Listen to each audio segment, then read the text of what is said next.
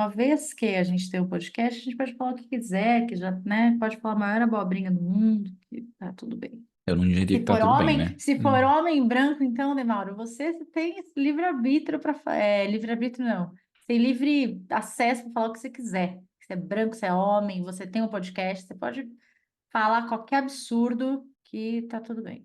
Mas eu não me encaixo na parte da heterossexualidade, então, tipo, eu posso ser Ah, cancelado, né? é verdade. Mas quem te olha, olhando assim de longe, fala, hétero, Esse entendeu? pode falar o que quer. Ainda tenho a carteirinha. Ai, vamos lá, quer começar? Vamos. Estou começando porque eu escolhi começar ou porque Cíntia me mandou começar? Porque qual é o tema de hoje? O tema de hoje é sobre o livre-arbítrio. Será que nós temos livre-arbítrio, Cíntia Cruz? Será, gente, é uma ilusão ou a gente realmente decide? A gente realmente escolhe o que a gente quer? A gente realmente é dono da própria vida e das próprias decisões? Eu quero que você fique nesse episódio, porque talvez você vai ter argumento daqui para frente para não precisar se responsabilizar mais sobre as cagadas que você faz na vida. Não é mesmo? Maravilhoso, maravilhoso. Eu tenho que começar também dizendo com um alerta, porque esse episódio é algo que eu não quis estudar há muito tempo, porque eu sempre acreditei fiamente sobre o meu livre-arbítrio e as escolhas que eu faço. Se você ouviu o episódio anteriormente, que a gente não precisa de ninguém, o livre-arbítrio anda ali, ó, tá casadinho ali, ó, um ao lado do outro.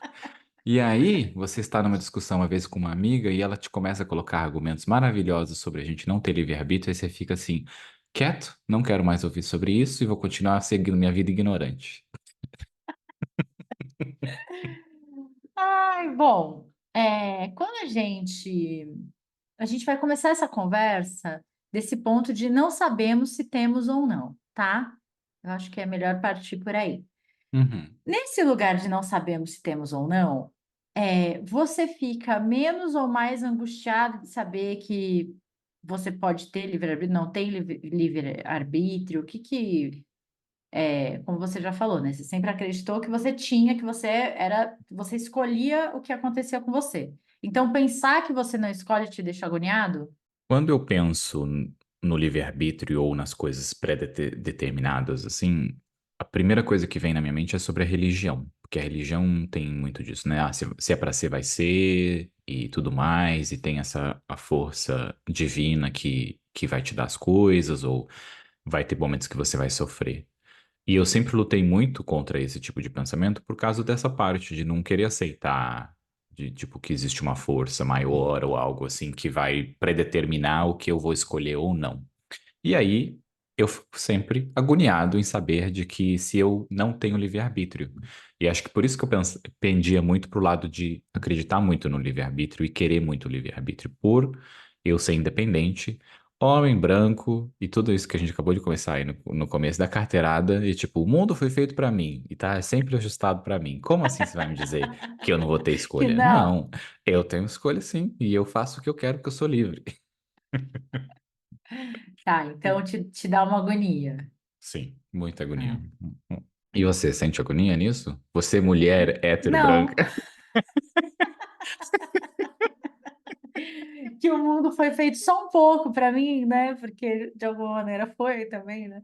É, então, quando eu comecei a estudar filosofia e entender essas questões, enfim, que a gente vai falar daqui a pouco, me deu uma paz, na verdade, porque eu acho que eu colocava muita energia na hora de decidir uma coisa, porque eu preciso ver todas as possibilidades, eu preciso controlar tudo, a melhor forma de fazer, todos os possíveis resultados, mapear tudo, não sei o que, nananana, acreditando no meu livre-arbítrio e acreditando que eu estava realmente escolhendo alguma coisa. E aí, quando eu comecei a ter acesso a essas linhas que falavam sobre a gente não ter esse livre-arbítrio, né, que a gente escolhe, a gente só teria uma possibilidade de escolher, entre aspas, isso me deu uma paz. Falei, nossa, então tá Joga ótimo, pro que bom. universo. Então tá bom, então. Me acalmou, foi melhor. Então, eu quero começar, já que a gente entrou nisso. Quando eu e o Bruno, a gente conversou e tal, a gente estava falando de Spinoza, porque a gente estudou Spinoza uns anos atrás, né? E, e o Spinoza, ele era muito determinista, muito mecanicista, né? O jeito dele ver, ele era um filósofo. Então, tudo que ele defende, ele defendeu no mundo das ideias, isso não foi testado e tal, e depois a gente vai falar da neurociência, que aí vai validar ou não essas ideias do Spinoza. Mas o Spinoza entendia que a gente tem uma construção tão causal na nossa vida que a gente tem uma falsa ideia de que estamos escolhendo, quando na verdade nós, enquanto pessoas que tivemos essa história, que tivemos esses pais, que tivemos essas situações na vida, a gente só poderia escolher daquele jeito. Assim, não tem escolha, a gente só poderia tomar aquela atitude, a gente só faria aquilo daquela maneira. Então, ele vai falar muito sobre a ilusão da escolha, a ilusão de que a gente tem vários caminhos, quando na verdade a gente só tem um caminho que é pré-determinado pelas nossas vivências. Assim, a cada situação que acontece na nossa vida, a cada interferência, isso vai gerar um tipo específico de comportamento, que vai gerar um outro tipo específico e assim vai, né? Então, o Espinosa, beijo Espinosa, se você estiver ouvindo a gente, maravilhoso, querido. Sabemos que falava português, né? Então a gente tem essa. é, é, o Spinoza ele traz essa ideia e, por um lado, para mim, ela foi bem libertadora. É isso. E para o Hum. Bruno não foi, ficou puto. Fiquei. E Spinoza viveu no século XVI e pensar que alguém num período assim que não tinha nada de se pensar já era loucão, a época dele, de filosofar nesses pontos assim, o que você tá dizendo? Sai daqui, a sua vibe tá muito louca para nossa época, você tá muito avançado nesse pensamento. E eu gosto dessa parte dele porque ele fala muito sobre como é essa evolução e todas as variações de que acontece na nossa vida, né? Eu lembro uma vez de estar estudando sobre como o idioma que a gente fala molda o nosso cérebro e as decisões que a gente toma também é baseado no idioma. O idioma, por exemplo, latino, que a gente fala, o português rico, com bastante expressões e sentimentos, aonde você vai para o inglês, numa coisa mais direta, numa coisa mais rápida, numa coisa com menos simplificar sentimento, mas não é tão simples assim, né? E como o nosso cérebro muda os fiozinhos baseado no aonde você nasceu e o idioma que você fala. Sem contar se você nasceu num país pobre ou se você nasceu num país rico, porque também vai influenciar completamente nas decisões que você vai tomar, e como vai ser a sua vida, baseado naquilo. E eu lembro de estar eu lembro dessa discussão com essa amiga muito vívida na minha mente, e dela falando assim coisas e você fala uma coisa e ela falava outra coisa e você começa a começar a acreditar no que a pessoa tá te dizendo, assim, porque ela tem argumentos muito válidos e começa a te machucar por dentro, assim, sabe? Você, tipo, não é possível, o que ela tá dizendo faz todo sentido e tudo que eu venho acreditando até hoje, nesse lado do livre-arbítrio que eu controlo as minhas decisões, faz sentido o que ela diz. E eu não sabia na época que era uma parte do Spinoza no que ela estava trazendo ali, talvez ela tenha mencionado, mas eu estava tão emocional que não consegui prestar atenção completamente. E isso é muito legal também que o Spinoza traz, né? Que as emoções é algo que vem muito mais sobre algo da gente não ter o livre-arbítrio e o poder da escolha. A emoção molda a gente justamente num ser primitivo de sobrevivência, num ser de violência ou num ser de amor gigantesco. E as nossas decisões ficam mais veladas e mais com fumaças ali, né? Por exemplo, o apaixonamento. O que é o apaixonamento? Se não, quando você tem aquele seu amigo ou sua amiga que diz, essa pessoa não vai fazer bem pra você. E você, que é uma pessoa super sã e inteligente, Super dotado de livre-arbítrio. super dotada de livre-arbítrio, melhor colocação, faz o quê? Ignora toda essa coisa que a pessoa de fora tá com o livre-arbítrio mais assertivo ali, e você vai lá e faz a cagada mesmo assim. E cadê o seu livre-arbítrio que você escolheu? Você escolheu mesmo? Ai, que maravilha. E aí, gente, essa ideia, ela permeia a filosofia, enfim, né? Eu falei do Spinoza porque eu não sou uma vasta conhecedora de mega, super todos os filósofos e tal. Eu acho que sempre que eu penso nessa ideia, me vem ele na cabeça, mas imagino que muitos outros falaram e trabalharam essa ideia aí dentro da filosofia. Só que aí, o que que acontece? Século XX, século XXI, neurociência avançando e essa ideia aí de que se a gente escolhe, não escolhe, escolhe, escolhe, ela, enfim, continuou e veio para a ciência, para a psicologia e tal. Na década de 80, tem uma pesquisa que ficou famosa, que é a do, eu acho que fala Libet, Benjamin Libet. Ele foi pesquisar, por meio também da ressonância magnética e tal, ele pegou uns voluntários lá e eles ficavam olhando para um relógio. E quando eles quisessem, ou seja, quando eles escolhessem dentro do livre-arbítrio deles, eles deveriam apertar um botão. Na hora que eles, tipo assim, quantas vezes eles quisessem, na hora que eles quisessem, escolhe aí.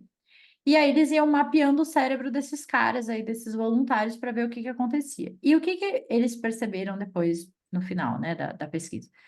Que, na verdade, acho que, sei lá, 300 milissegundos antes da pessoa apertar o botão, a área, tinha uma área do lado que a gente fala inconsciente, né, ali do cérebro, que era ativada. Então, existia um movimento cerebral inconsciente, primeiro, e depois vinha a ação e tal, e o movimento ali de tocar o botão. Então, a partir dessa pesquisa, os cientistas começaram a defender que, na verdade, a gente não escolhe, porque vem algum tipo de estímulo, alguma coisa do nosso processo inconsciente, então a gente não está processando esse querer, mas vem esse estímulo e a gente toma as ações. Enfim, foi essa discussão, década de 80, né? A galera, nossa, não sei o que, rarará, revolucionário e tal, blá, blá, blá. Só que quem refutou essa pesquisa, refutou dizendo que apertar um botão numa sala que não tinha ninguém, olhando para o relógio, é uma atividade muito simples, que não exige muita coisa, assim, não exige um grande discernimento e não sei o que, e refletir, várias é raso demais para a gente dizer que todas as nossas decisões já são tomadas pelos nossos processos inconscientes e que não vem da nossa razão e que, na verdade, isso já, né? E aí essas pesquisas continuaram, que é onde a gente cai na pesquisa que é mais recente, lá do Daniel Kahneman, lá do Prêmio Nobel de Economia, que tem o Rápido e Devagar, o livro, sabe? Que ele vai falar que o nosso cérebro tem dois grandes sistemas, e aí baseado em pesquisa, baseado em psicologia aplicada, tudo isso, né? Diferente do Spinoza, que era uma teoria, uma ideia de mundo, e diferente da pesquisa do Libet, que foi uma coisa ali, acho que muito simplificada, né? O Kerman não, ele vai pegar e direcionar a pesquisa e fazer um catadão de pesquisas bem robusto, bem aprofundado. E ele vai falar que o nosso cérebro tem dois grandes sistemas, o sistema rápido e o sistema devagar. O sistema rápido é esse sistema que decide essas coisinhas aí mais rasas e do dia a dia, porque o nosso cérebro, ele vai sempre buscar um caminho de poupar energia. É por isso que a gente tem tanto viés cognitivo e tudo isso, porque o cérebro, ele quer facilitar o nosso trabalho, ele quer gastar menos energia. Então, ele vai sendo programado para fazer as coisas automaticamente. Então, escovar o dente, amarrar o sapato, dirigir, falar no telefone, sabe essas coisas que a gente já faz no dia a dia? É nesse sistema simples do nosso cérebro, que é o O sistema piloto um automático, segundo né? Kerman, que é o piloto automático, exatamente. Que já vem de um lugar inconsciente, você não está tomando decisões. E por isso, muitas vezes, você está no trânsito e o cara da frente sai no farol vermelho, você acaba indo junto, porque você não está muito raciocinando, seu cérebro está ali só seguindo o que ele está acostumado a fazer, né? O cérebro devagar, né, que é o segundo sistema, já é essa coisa mais complexa, em que a gente avalia várias coisas, toma decisão baseada em outras coisas e tal. Só que são os dois sistemas acontecendo ao mesmo tempo. Então, no fundo, quando a gente toma uma decisão, a gente tem o nosso lado do nosso cérebro simplificando e tentando facilitar. E a gente tem o nosso lado racional, de quem está tentando construir uma decisão e tudo isso. Então, se a gente for, né, e misturando todas essas ideias, Spinoza, Libet e Kerman, é, a gente tem e não tem livre-arbítrio. Isso te deixa mais confortável, né, Mauro? Deixa, porque como a gente, uma das razões da gente gravar esse podcast é estudar mais, eu finalmente coloquei energia nesse tema, porque eu não queria colocar energia nesse tema, eu não queria acreditar. E me fez aprender muito mais. E olha só, sofri por um medo que nem era possível, nem precisava, porque se eu tivesse estudado já mais antes, eu já ia ter aprendido muito mais coisas que eu aprendi dessa vez. E um exemplo maravilhoso que eu vi, numa das coisas que eu tava lendo, é a pessoa falou assim: imagina que você é uma pedra. Ah, não, perdão. Imagina que você tem uma pedra na sua mão. E aí você pega essa pedra e você taca ela longe. E aí essa pedra, enquanto ela está voando, ela toma consciência. Ela vira um ser consciente. E no que ela vira um ser consciente, ela já está em movimento.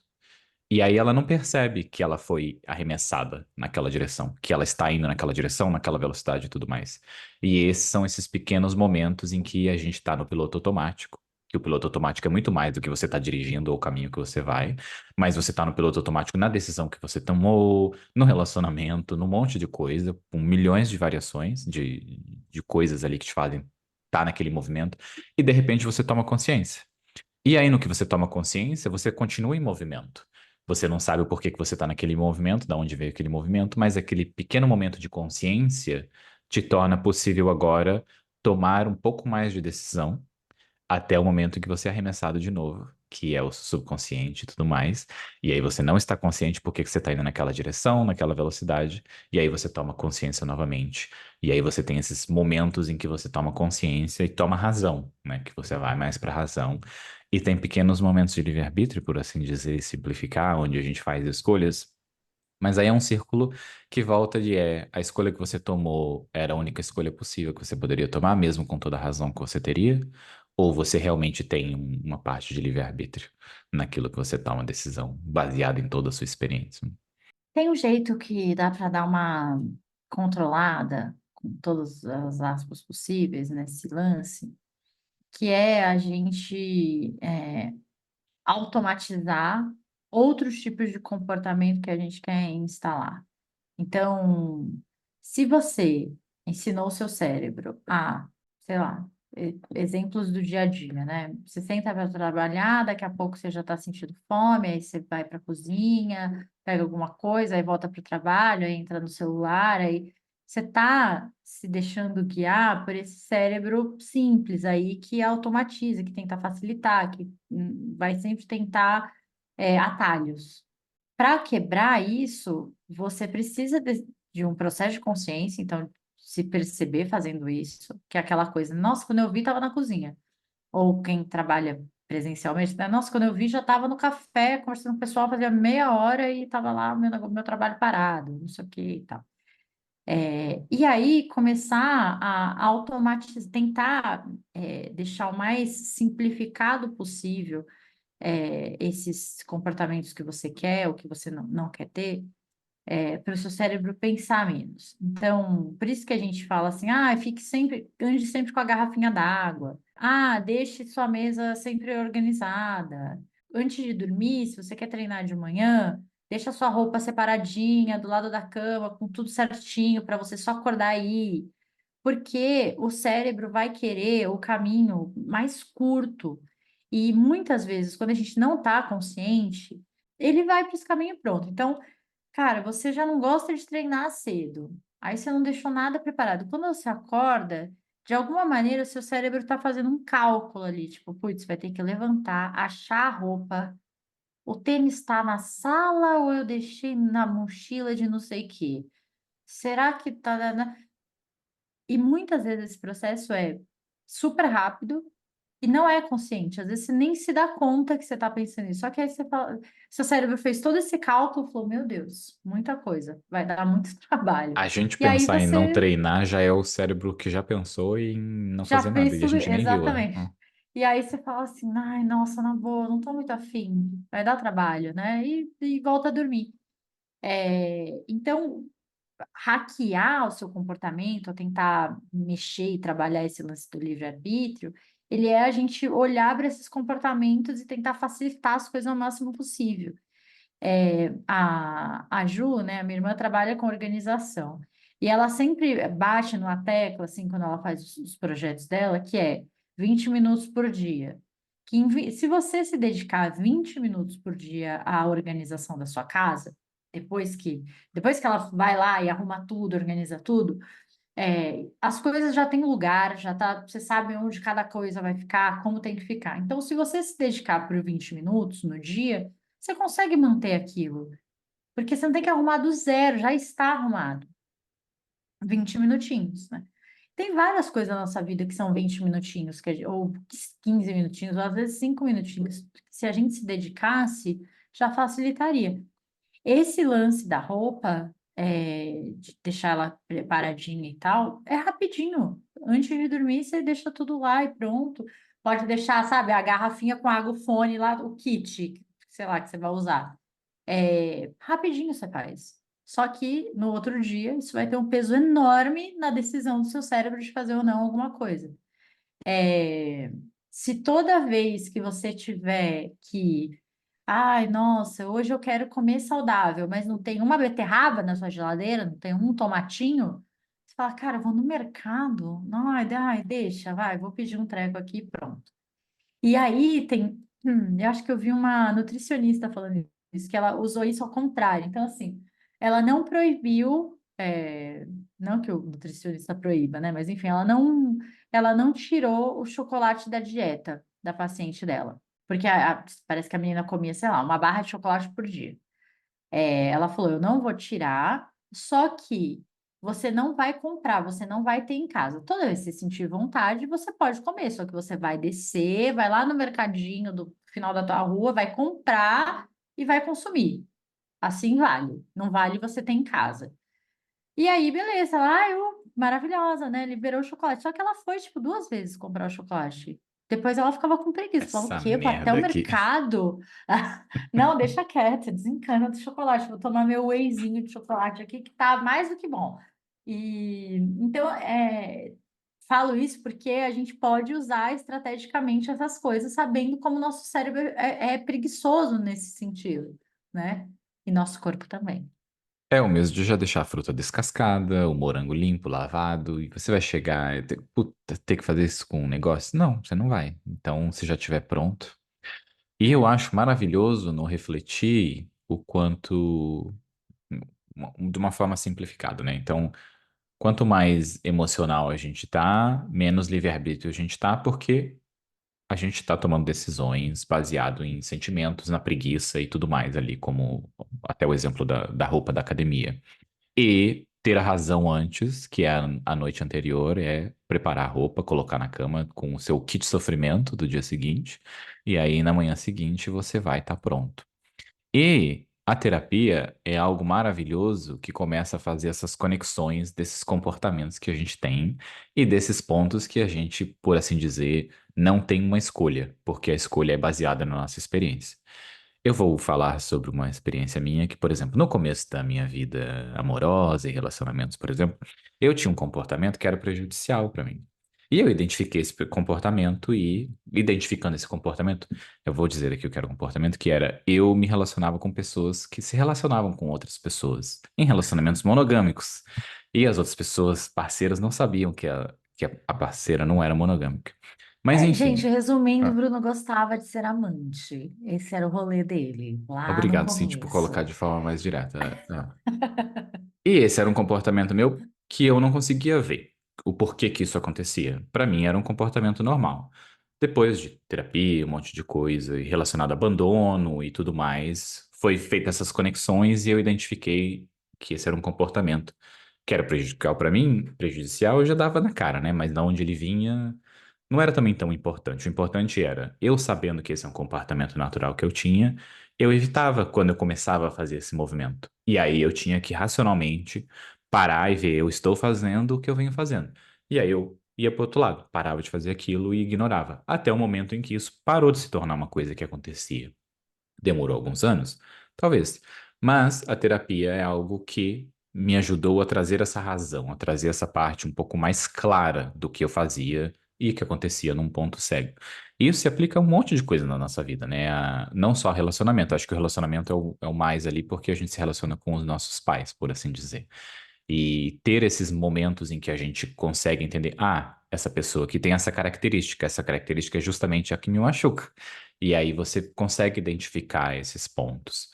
E o mesmo acontece no trabalho e acontece em outras coisas. E eu vejo a terapia como uma porta de fazer pequenas conexões dentro do nosso cérebro que vão trazendo para a razão, para a parte, tirando do subconsciente, trazendo de certa forma para o consciente, mesmo com toda a ramificação que ainda vai ficar no subconsciente, a gente não vai ter noção. E quando a gente consegue ter esses pequenos momentos de acordar, como na pedra ali que foi arremessada, a gente tem momentos de consciência e com aquela consciência tomar uma decisão que vai prevenir, de certa forma, a gente fazer esse erro, essa cagada de novo. E o mesmo com decisões boas, né? Quando a gente tá vendo algo que faz bem pra gente, isso aqui faz bem pra mim, vou continuar fazendo, vou continuar seguindo. Geralmente é o pejorativo, né? Que vai machucar a gente, que a gente acaba cagando, porque o que é gostoso de comer o Doritos ao invés de comer uma fruta, a gente faz com os olhos fechados, que é maravilhoso. E depois, quando vai falar para Nutri, né? Fala, não sei por que que não emagreci, gente. Que loucura, né?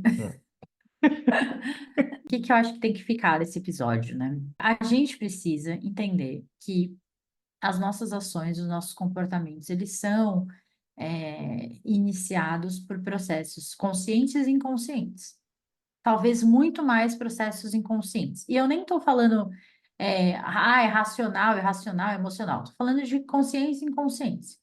Tem um monte de coisa que te motiva, te direciona e que é inconsciente, que não passa pela sua consciência. Você não pensa sobre aquilo. Você não pensa assim, ai meu Deus, que preguiça de ter que achar a roupa da ginástica, né? Não, você só tem uma sensação de, ai, nossa, só vem a sensação, né? Porque o processo não passou pela consciência. Então, já que você sabe que você tem uma grande parte, uma parte imensa de você que você não tem consciência, mas que está direcionando, dirigindo certos comportamentos, então, isso te forçaria, se você quer ter um pouquinho mais de controle ou quer melhorar um pouco esses processos, te forçaria a se observar mais, a observar esses caminhos que você acha que são tão naturais, que você faz com tanta eh, facilidade, com tanto. Observe mais isso para entender por que que isso acontece. E agora eu lembrei tive um paciente que tinha uma vida toda regradinha com esporte, com as coisas dele e tal, e ele falava muito essa frase assim de, nossa, isso é natural para mim, isso é muito natural, isso é super natural e tal. Só que quando você vai ver como é que ele construía a semana dele, tipo, o trabalho, o horário do trabalho, onde ele treinava. Então, sabe, ele treinava no caminho do trabalho para não correr risco de não conseguir ir. Ele já tinha o esquema das mochilas lá todas feitas para a semana toda. A família, os filhos e a esposa e tal, todo mundo de alguma maneira já sabia daquilo, respeitava. Então, para mim é muito natural foi construído. Hoje está na inconsciência já. Quando ele vê, ele já está, sabe, já foi no automático. O carro já vai, sai do trabalho, já passa na academia e pronto. Mas entende que não é natural de verdade? Ele fez uma construção daquilo, talvez sem perceber, sem ir para a consciência, mas ele fez. Então, a gente pode fazer isso de maneira um pouco mais controlada e com um pouco mais de consciência, né? Ele hackeou a vida dele e da família para moldar uma coisa boa para ele. Ah, eu acho que era boa para a família também, porque quando Era. ele estava com a rotina dele assim, ok e tal, ele também ficava melhor, né? Assim, é, ele funcionava melhor, ficava mais tranquilo e tal. Eu vejo uma coisa também desse. Tem certas coisas que é melhor. É mais fácil também quando a gente aceita que é parte nossa, né? Tipo, não lutar contra e tudo mais, porque ajuda a gente a colocar energia em coisas. Por exemplo, esse do. Não, o exemplo do chocolate não é um exemplo bom. Esquece o exemplo, não vou dar o exemplo que não. Na minha cabeça fazia sentido até eu começar a verbalizar e depois não fez mais sentido, esquece. Ah. Então, Tá vendo como o aceita, é Demauro, só tá vendo aceitar. como o Demauro tá vindo para a consciência cada vez mais, gente? Mas eu queria trazer algo aqui, Cíntia, desse. Trazer para estourar a boca do balão, a expressão idosa aqui. Que é que a gente é tão sem livre-arbítrio, que agora eu vou advocar pelo outro lado, que a gente não faz escolha nenhuma na vida, Cíntia. É isso, é violência agora. Que Sabe aquela sensação que a gente tem que as redes sociais estão ouvindo o que a gente fala no microfone, porque ele mostra propaganda, ele te mostra o produto? Não estão Uhum, ouvindo nada, mas a gente é tão previsível com o computador e com todos os dados que a gente analisa, Cintia Cruz, com os nossos círculos de amigo, que a gente recebe propaganda, que a gente tem essa sensação de que o microfone está ouvindo o que a gente está falando. E não tá ouvindo o que a gente está falando. Ele tá, ó, claro, lendo as mensagens que a gente manda e aonde a gente está localizado, mas também calculando o nosso círculo de amigos próximos. O círculo de amigo próximo que te manda um meme, que você provavelmente já viu esse meme, ou mesmo se você não viu, você vai ver naquele mesmo dia. Ele calcula toda essa proximidade que você tem, e esse cálculo é tão maravilhoso que ele identifica que você vai começar a namorar a pessoa X e que a pessoa X vai começar a namorar você antes mesmo de você começar a namorar, baseado na frequência de mensagens que vocês mandam, baseado na localização que vocês compartilham. Ele já sabe que você vai começar a namorar antes de você. E olha só, como que a gente coloca a tecnologia calculando tudo isso e essa previsibilidade que a gente tem. E claro que não é 100%, né? Mas eu acho que é um exemplo maravilhoso de mostrar o quanto teve aquele. Eu até separei o link da notícia aqui, eu vou colocar depois na descrição, aquele escândalo da Cambridge Analytics de 2018 sobre a eleição dos Estados Unidos e como eles manipularam a eleição. E como usaram o Facebook para isso, porque eles roubaram os dados, tiveram acesso aos dados de 100 milhões de usuários, e com isso eles calcularam a probabilidade de todos os outros usuários e mostravam notícias e manipulavam, tirando ainda mais o livre-arbítrio das pessoas, que eram mostrando notícias que não eram reais para manipular o que a pessoa ia pensar ou não sobre as coisas. E a gente é um serzinho muito impactado pela notícia, pelo nosso círculo de amigo, pelas opiniões que vão à nossa volta. E isso impacta o nosso livre-arbítrio. É importante aceitar que a gente é manipulável, eu acho que isso é um fator legal, e também aceitar que a gente tem escolhas de acreditar naquilo, ou se informar e tudo mais relacionado a isso, né? Mas eu acho que a tecnologia mostra pra gente o quanto a gente é um ser previsível, de certa forma, nas decisões, na onde a gente vai morar, no que a gente vai trabalhar. E tá tudo bem, isso não é um problema. Mas é importante a gente trazer isso pra consciência também. Tanta coisa que a gente se culpa é muito porque a gente não refletiu sobre aquilo, não fez terapia ou não entendeu aquilo. E a gente se culpa e se coloca num buraco que afeta a gente ainda mais. E é legal ter esses momentos de acordar e conseguir colocar energia em coisas que vão melhorar a nossa vida no dia a dia e tudo mais. É isso, né, que está a aí, notícia. lembrando do nosso viés de confirmação, que é um viés fortíssimo que a gente tem, né? Então, o que que é o viés de confirmação? Eu, Cíntia, que sou feminista, e, enfim, tenho uma história com feminismo. Se eu já não vou com a cara de alguém, tipo, deixa eu pensar alguém que eu já não vou muito com a cara, tipo Neymar, por milhões de, né, Polêmica. coisas. E aí eu vejo uma notícia de que o Neymar pode, sei lá, uma notícia. Ele estava com a fulana de tal na festa e a menina saiu chorando, aparentemente com uma marca roxa no braço. Pronto, era o que eu precisava. Tipo, na minha cabeça, com o viés de confirmação, né, e por eu já não gostar dele, por ser feminista, eu já vou, é claro que ele bateu nela, ele tem dinheiro, ela não vai conseguir fazer, ela não vai se sentir encorajada a denunciá-lo e não sei o quê, né. E aí, junta com as outras notícias que saem dele e com as coisas que ele já fez com as ex-parceiras dele, tá, né?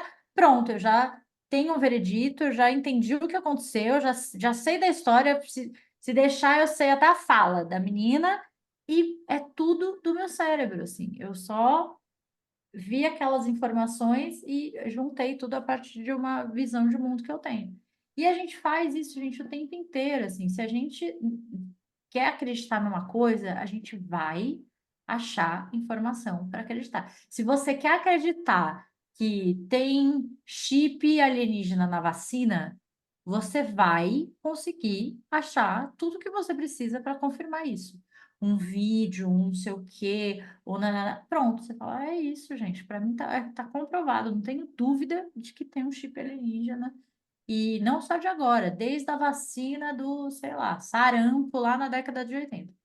E pronto, sabe? Então, é um pouco assustador também isso.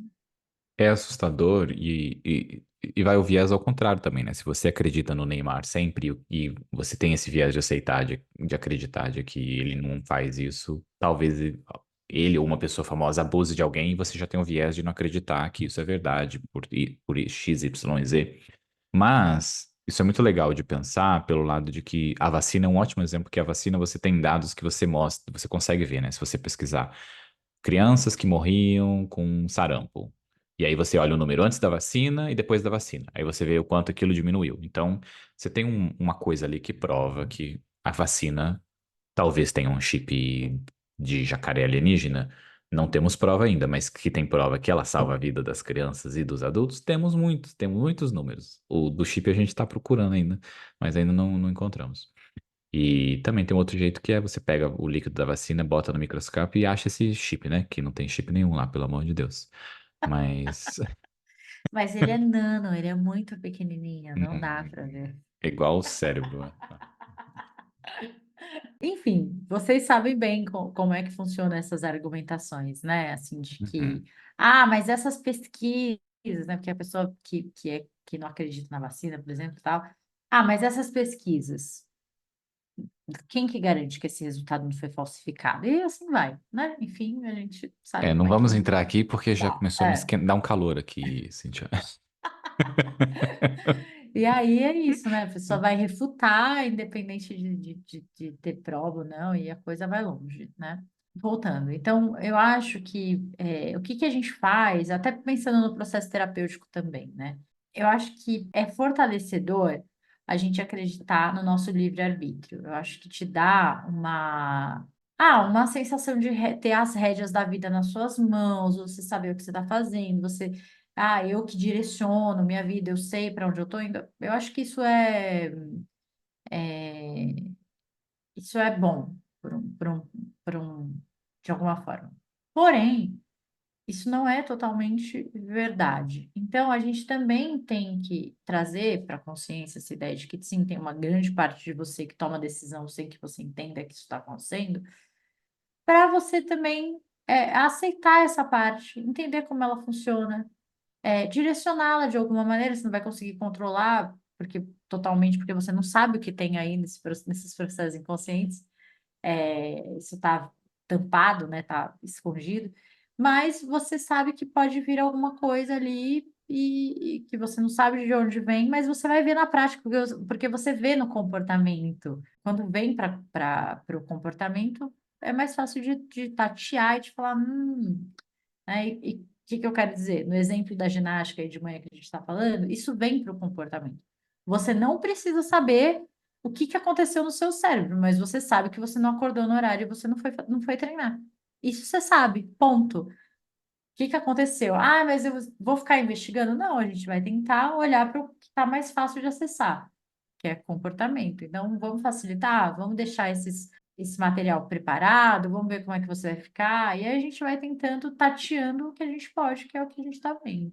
É, esse ponto que você trouxe eu acho muito legal, que é justamente o viver num meio ali, né? E eu acho que o viver completamente no que a gente não tem livre-arbítrio torna a gente passivo e só fortalece o culpar o mundo, sabe? O culpar a Deus, ou como as pessoas preferirem, né? De certa forma, que é se o mundo vai me dar ou se Deus vai me dar, eu vou esperar aqui, tá tudo bem. Eu acho que coloca a gente de uma forma muito passiva.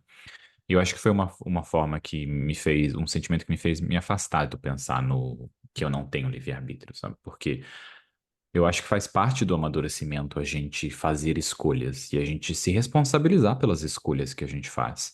Não só jogar no universo, sabe? Eu acho que faz a gente se ver como um adulto, como alguém que está tomando uma decisão. E a gente, quando criança e adolescente, foi tão anulado nas nossas decisões por causa do adulto saber mais, por causa do mundo saber mais e a gente não sabia nada, que é importante começar a ter esses passos e aceitar que a gente toma decisões. E também entender que algumas decisões que a gente tomou não tinha outro caminho para a gente tomar.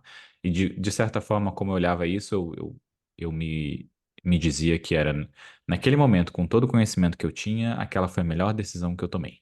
Se foi errada, foi a única decisão que eu tomei que era possível com aquele conhecimento. Agora, com um conhecimento maior, depois de ter tomado uma decisão errada, eu sei que a próxima decisão nesse lado eu posso escolher e de uma forma mais consciente tomar essa outra decisão, sabe? E de certa forma não me culpar pela decisão errada, mas tomar uma responsabilidade para a próxima vez que aquela coisa acontecer, eu ter uma consciência maior sobre aquela decisão. E eu acho que o viver no meio entre se responsabilizar por decisões é legal e também aceitar que algumas decisões que a gente tomou a gente não tinha outra escolha também é importante para se cuidar e se respeitar e ser gentil com você mesmo. Então, para finalizar o episódio, nós temos livre-arbítrio? Sim e não. É isso, beijo, até semana que vem. Quero dar dicas de livros, tenho dicas Uhum. aqui. Bom, a gente falou do Spinoza, então nossa dica, nossa, que eu digo minha e do Bruno, porque sei que ele valida essa dica, que é o Enigma do Spinoza, que a gente leu, estudou, do Yalom, que é um romance, então ele vai romancear um pouco a história ali do que ele tinha e conhecia do Spinoza, né, do que se conhece do Spinoza, só que de um jeito muito bem construído e com bastante acesso à filosofia dele, então é bom por isso, porque você se pega no romance ali na história e tal, e vai sabendo mais sobre o Spinoza. O outro livro é O Rápido e Devagar, do Kerman, que é um livro enorme, gigantesco. Boa sorte para você que vai ler. A gente se fala em setembro, quando você terminar de ler aquele livro enorme. Setembro do ano E, 2050, né? Uhum. e outro livro que eu acho que também, já que a gente falou de comportamentos e tal, é o Hábitos Atômicos, que ele fala sobre. É um livro inteiro sobre esses hackzinhos assim de comportamento e tal, para dar uma quebrada nessa parte inconsciente que você não tem acesso, mas que seu cérebro está controlando aí na sua rotina. Eu tenho uma dica que eu vou colocar o link na descrição, que é um vídeo curtinho, de uns 8 minutos mais ou menos, chama O Ovo. E ele Ah, também é uma parte da filosofia do Spinoza, simplificado de uma forma gostosíssima, e é uma coisa de que depois que eu assisti esse vídeo eu penso, se for para acreditar em algo, eu acredito no que esse vídeo diz, assim, porque é uma mensagem gostosa, quentinha e positiva, e é muito bom a voz, o texto é muito gostoso, e vem do Spinoza, nesse parte da filosofia dele, né, que ele era muito focado em religião e coisas assim, e isso é muito legal também de explorar. e tem aquele texto lindo do Rubem Alves falando do Spinoza, né? Que ele fala: Eu acredito no Deus de Spinoza, não acredito em um Deus que se deixa engarrafar. É É, muito esse fofo, vídeo do ovo é nisso, né? É no Deus de né? Spinoza. É. Ai, que legal. Gente, é isso. Como sempre, se vocês tiverem fofoquinhas, coisas para contar, se esse episódio te fez pensar alguma coisa, fez você mudar alguma coisa na sua vida, pelo amor de Deus, conta pra gente, deixa a gente saber. Vocês podem falar com a gente pelo Corajosamente Podcast lá no Instagram. Vocês podem usar aqui, se vocês estiverem ouvindo no Spotify, dar nota para o episódio, fazer comentários, enfim, né?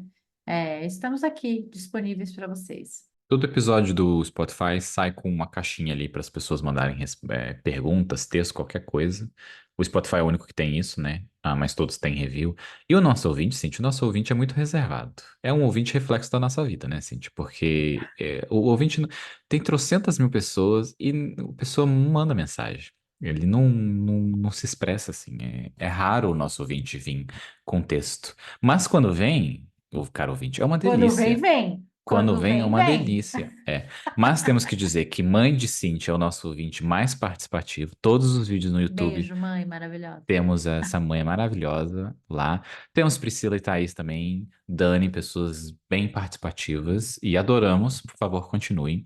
E você, ouvinte que está nos ouvindo e não participa, manda mensagem. Manda corajosamente, o nosso e-mail está ali, corajosamentepodcast@gmail. Adoramos mensagens gostosas e é isso. Ah, então tá, gente. Beijo, até semana que vem. Um beijo. Tchau, tchau.